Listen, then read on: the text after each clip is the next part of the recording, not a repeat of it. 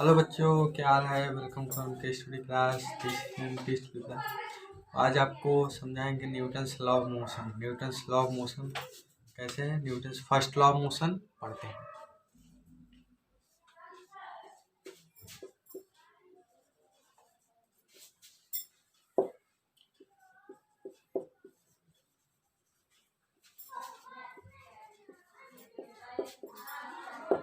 Newton first law of motion समझ लीजिए। मान लीजिए ये क्या है, प्लेन सरफेस है।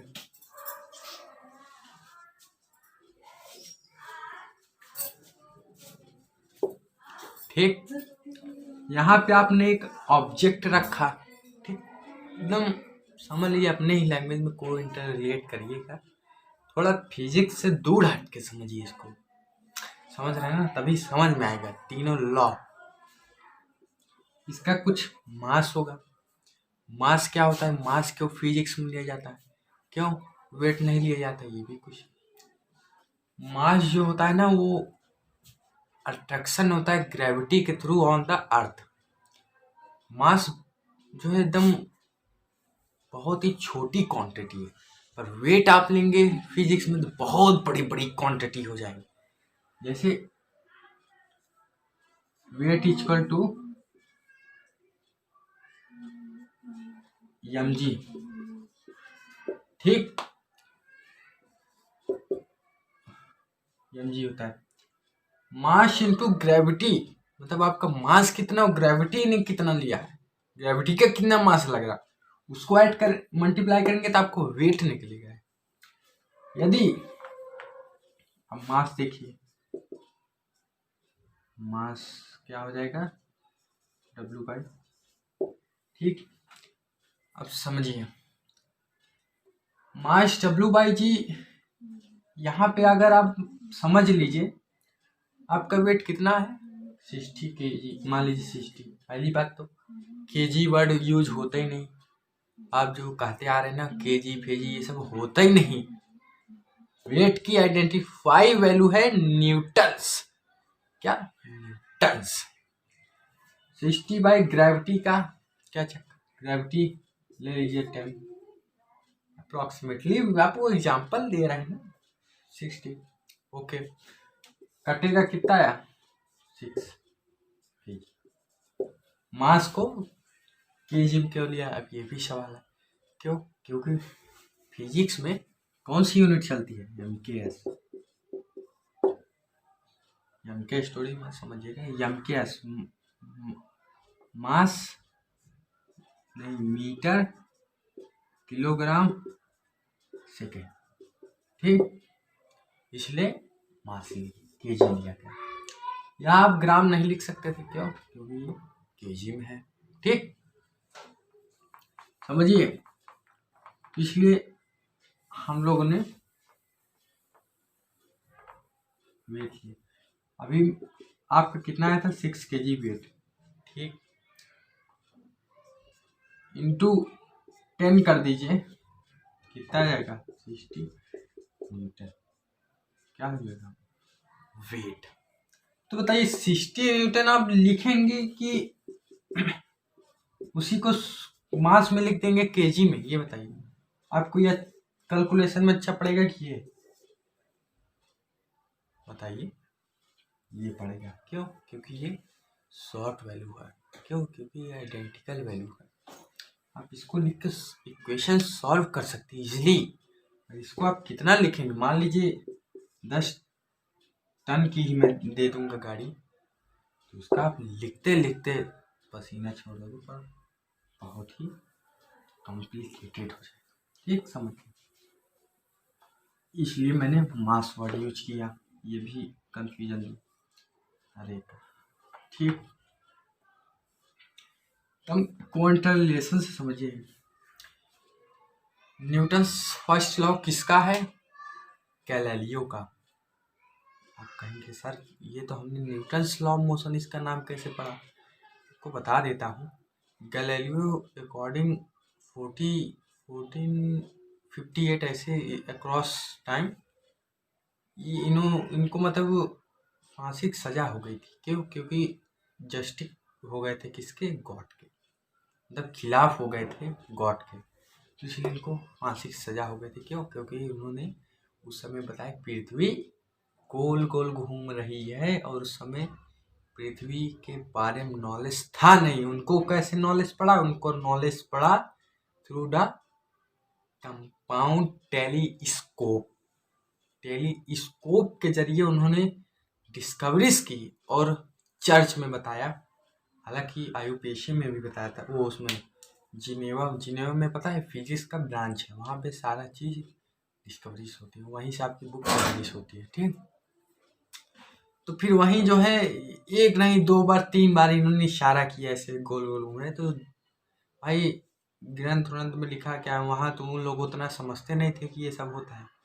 तो उन्होंने किया क्या, इनको फांसी की सजा दे। एक बार तो कहा भी जो है कि 10 साल की इनको जेल भी हुई थी।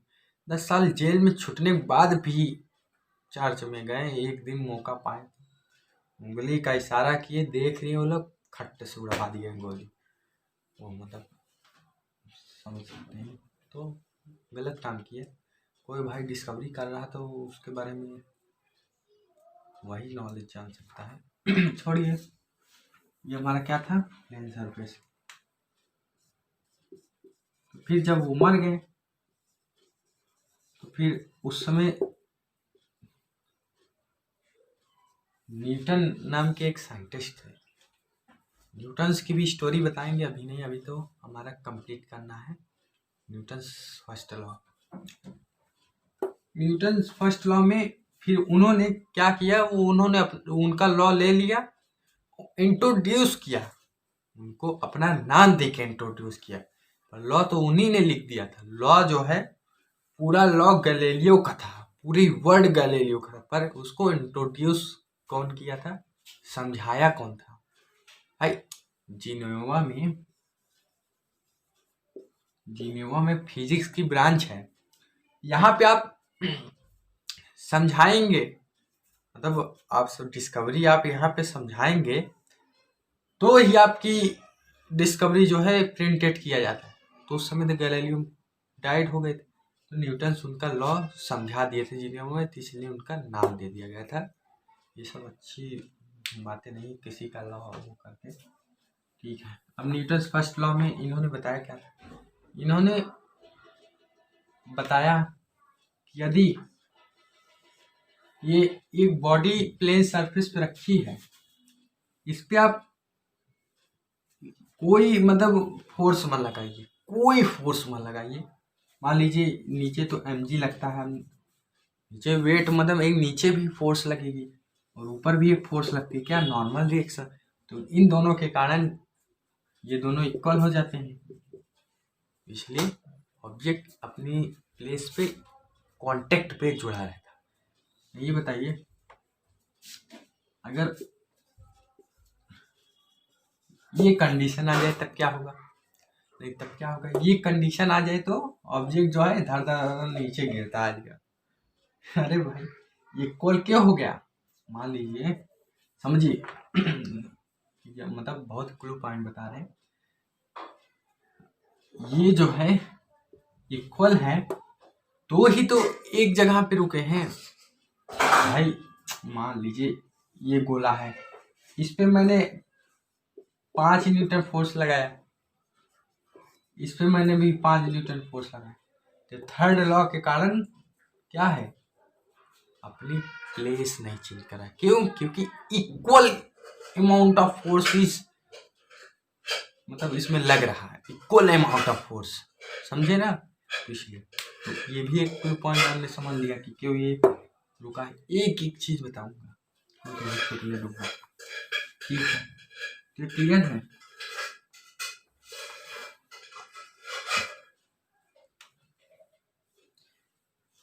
अब उनका फर्स्ट लॉ में 3 चीज आते हैं, क्या?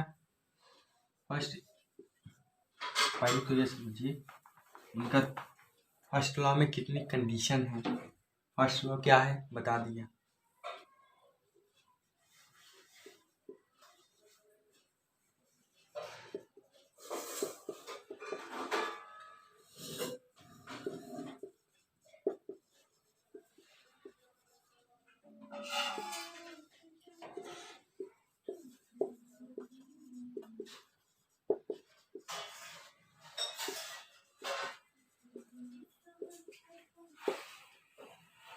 ठीक। Inertia of motion, inertia of rest, inertia of direction. First law सीधे सीधे कह दीजिए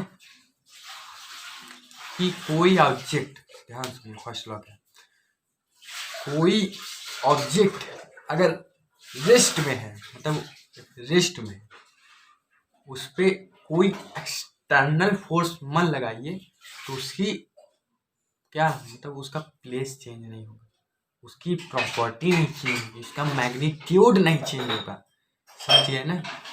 तो ये क्या था, इनर्शिया ऑफ रेस्ट।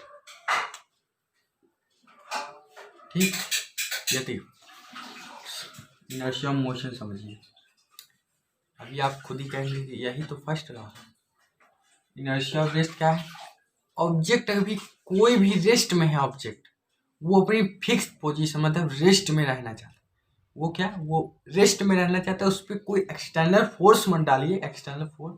जैसे हम यही एग्जांपल जो लिए थे, ये अगर रेस्ट में तो ये कोई मतलब कुछ मोशन वोशन हो रहा नहीं ना, रेस्ट में तो रेस्ट में ही रहेगा। अगर इस पर आप फोर्स लगा दिए 5 न्यूटन का या कोई भी, तो ये डिस्प्लेस हो जाएगी, इसकी स्टेट चेंज हो जाएगी। क्या, इसकी स्टेट चेंज होगी, इसका प्रॉपर्टी चेंज हो जाएगी, इसका मैग्नीट्यूड चेंज हो जाएगा। ठीक, तो ये इनर्शिया वो रेस्ट कंप्लीट किया। अब इनर्शिया मोशन क्या है, इनर्शिया मोशन अगर कोई भी ऑब्जेक्ट मोशन में है, क्या उस मोशन में चल रहा है, जैसे कार चल रही मोशन में चल रहा है, उस पर आप कोई फोर्स मत लगाइए तो वो मोशन में ही रहेगा, और वो मोशन में ही रहना चाहता है, आप फोर्स लगा देते हैं तो इसलिए उसकी स्टेट चेंज हो जाती है। ठीक, समझ गए। हाँ, तो इनर्शिया मोशन जैसे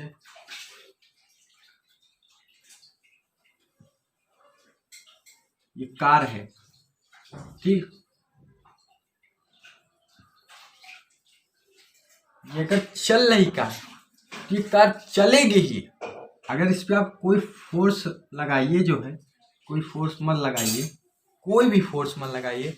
फोर्स कैसे लगेगी, आप एक्सीलरेट करेंगे तो वो फोर्स लेगी, एक्सीलरेट करेंगे तो वो स्पीड पकड़ेगी, आप ब्रेक दाबेंगे तो वो स्टेट अपनी चेंज करेगी। तो जब आप ये सब कुछ करिए मत, कार एकदम चला दीजिए बस, मतलब एक बार वो करके चला दीजिए बस, बस ऐसे पकड़े थे।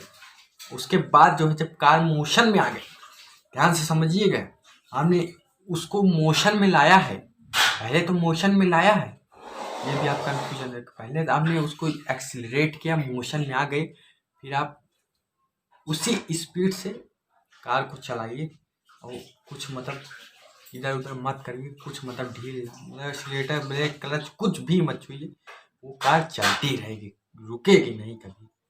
ठीक ना, तो ये था न्यूटन लॉ। ठीक, inertia of direction. Inertia of direction क्या है, इनर्शिया ऑफ डायरेक्शन अगर कोई ये कार है,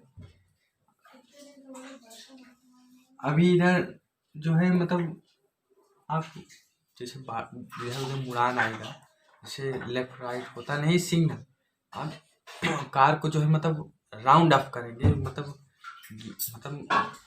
अरे समझ लीजिए राउंड ऑफ करेंगे जैसे करते हैं। जब राउंड ऑफ करेंगे तो कार अपनी प्लेस ऐसे डिस्प्लेस करेगी। ठीक, ये अपनी जो है पोजीशन डिस्प्लेस करेगी, ये ऐसे राउंड करेगा। और अगर इस पे आपने, अगर ये डायरेक्शन में है, आपने कोई फोर्स नहीं लगाई ना, तो ये मुड़ जाएगा। क्या, ये रिवॉल्व कर जाएगा। अभी आप मुड़ाते समय बीच में फोर्स लगा दीजिए, नहीं लगा दीजिए फोर्स, देखिए वहीं गिर जाएंगे आप, वहीं के वहीं गिर जाएंगे। तो इनर्शिया ऑफ डायरेक्शन समझ। अब इस चीज का क्लू पॉइंट आप समझिए, सब क्या बताया छोड़िए, ये सब कहने कहानी बातें है। देखिए सब पढ़िए, सब समझ में आएगा। ये सबको आप एक लैंग्वेज में समझा देता हूँ। मीटर्स फर्स्ट में देखा,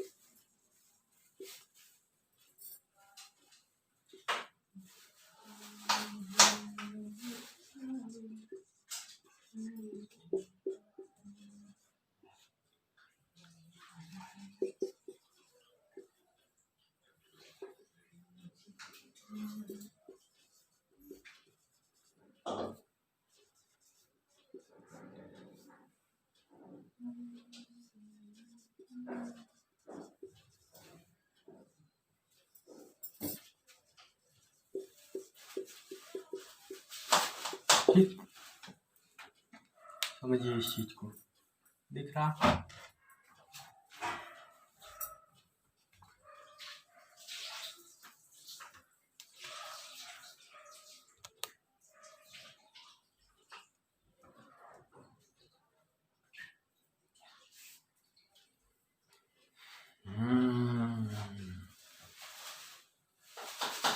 हाँ तो देखिए, दिख रहा होगा।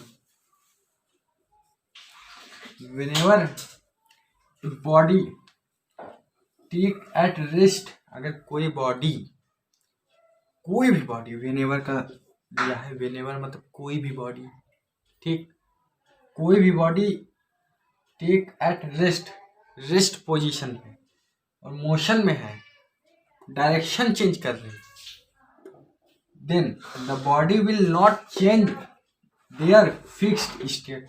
फिक्स्ड स्टेट मतलब जिस स्टेट में है, without given any external effect. Effect मतलब फोर्स। कोई भी बॉडी अगर रेस्ट में है, मोशन में है, डायरेक्शन में है, then body will not change their state without given any external force. अगर वही चीज जो मैंने समझाया वही चीज है। अगर रेस्ट में कोई चीज, ये ऑब्जेक्ट अगर रेस्ट में है, इस पे आप कोई फोर्स में लगाइए तो ये हिलेगा नहीं, ऑब्जेक्ट लिख कर। ये क्या हो गया? Inertia of rest.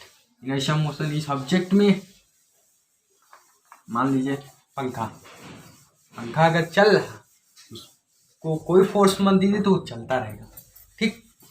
तो क्या हो गया? Inertia motion. इसका एक एग्जाम्पल और है, रिवॉल्व ऑफ अर्थ। अर्थ घूम रही, उसको कोई फोर्स भी लगाए ना तो नहीं, तो वो घूम रही, ठीक ना। और डायरेक्शन, डायरेक्शन जो एग्जाम्पल दिया, ठीक। डायरेक्शन में जैसे हमने कार को टर्न ऑफ किया, टर्न ऑफ जब करेंगे, ठीक, जब टर्न ऑफ करेंगे उसमें कोई, टर्न ऑफ करते समय कोई फोर्स मत दीजिए तो वो कार टर्न ऑफ हो जाएगी, उसको रुकेगी नहीं। तो आप यहीं बीच में, यहीं टर्न ऑफ, आधे टर्न ऑफ पे फोर्स लगा दिए तो वहीं पर कार रुक जाएगी। आपने उसकी स्टेट चेंज कर दी टू गिवन एक्सटर्नल फोर्स। आपने फोर्स दिया, वो ऑब्जेक्ट, कार जो है वहीं पर रुक गई। तो ये था Newton first law of motion, ठीक। इसके एग्जाम्पल भी करेंगे। कुल मिला के इसमें न्यूमेरिकल कैसे बनते हैं, सवाल मेन चीज तो इसमें रहता क्या है,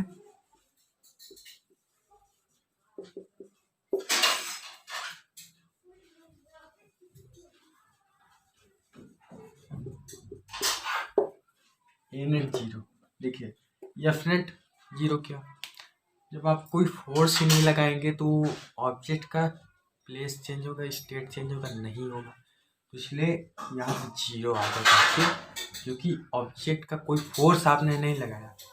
यहाँ पे तो रेस्ट में, तो वो रेस्ट में ही रहेगा, तो उसमें तो फोर्स लगी नहीं कोई, ना एक्सीलरेशन हुआ, तो इसलिए एफ नेट जीरो है। ए नेट एक्सीलरेशन नहीं हुआ इसलिए जीरो, ठीक। कुल मिला के हर एक एग्जाम्पल में आप या तो एफ नेट लगाएंगे, ए नेट जीरो, ए नेट लगाएंगे तो एफ नेट जीरो, ठीक। मतलब कहीं ना कहीं ये दोनों जीरो ही रहेंगे, ठीक। इसी पे न्यूमेरिकल बनेगा। देखिए ऑब्जेक्ट अगर चल भी रहा, मान लीजिए मोशन भी कर रहा, तो उसमें आप फोर्स नहीं लगाएंगे, एक्सीलरेशन तो जीरो रहेगा। क्यों? क्योंकि आप कांस्टेंट पे चल रहे हैं, कांस्टेंट एक्सीलरेशन। कांस्टेंट एक्सीलरेशन मतलब जीरो एक्सीलरेशन जब होगा, एक्सीलरेशन आप करेंगे तो फिर जो मैंने कहा कभी नहीं रोकेगी, वो फिर लॉ फेल हो जाएगा। क्यों? क्योंकि आप एक्सीलरेशन देंगे, एक्सीलरेशन एक समय ऐसा आएगा कि एक्सीलरेशन हाई हो जाएगा, और हाई हो जाएगा तो कोलाइजन हो जाएगा। ठीक, तो कुल मिला के एफ नेट 0 रहेगा, ए नेट भी 0। ठीक, डायरेक्शन में भी आप टर्न ऑफ करते समय फोर्स नहीं लगा, और उसी कांस्टेंट वेलोसिटी से रिवॉल्व कर लिया। ठीक, तो ये था न्यूटन का लॉ। अब इसी पे बेस्ड हम अगले लेक्चर में क्वेश्चंस करेंगे, न्यूमेरिकल्स करेंगे। ठीक, मिलते हैं अगले क्लास में। तब तक के लिए वीडियो अच्छा लगा तो लाइक करें।